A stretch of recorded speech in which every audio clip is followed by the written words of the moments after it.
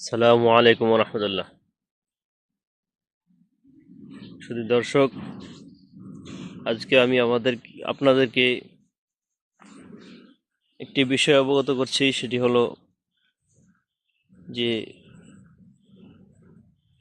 কৃষকের প্রাণ হলো কৃষিকাজ, জমি আবাদ করা, ফসল করা।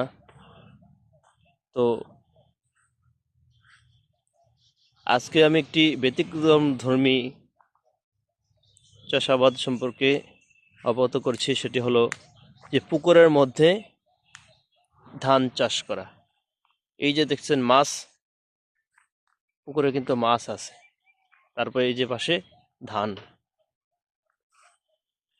সেক্ষেত্রে দেখা যায় যে পুকুরের মধ্যে ধান চাষটা একদম সহজ, খরচ একেবারে নাই বললেই চলে। যদি ইচ্ছা হয় পোকার ঔষধ, তবে সেক্ষেত্রে একটু সাবধানতা অবলম্বন করতে হবে। যে পোকার ঔষধ মাছের জন্য ক্ষতিকর, মাছ মারা যেতে পারে, এটা একটা জটিলতা। এছাড়া কোনো ঝামেলা নেই, একদম সহজ, খরচও একদম নাই বললেই চলে।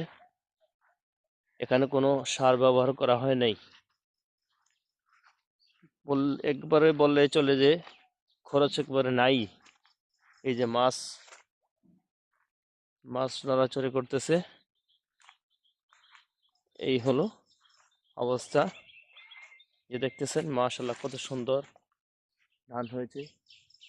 এই যে মাছ নড়াচড়া করতেছে। তো এভাবে আমরা লাভবান হতে পারি।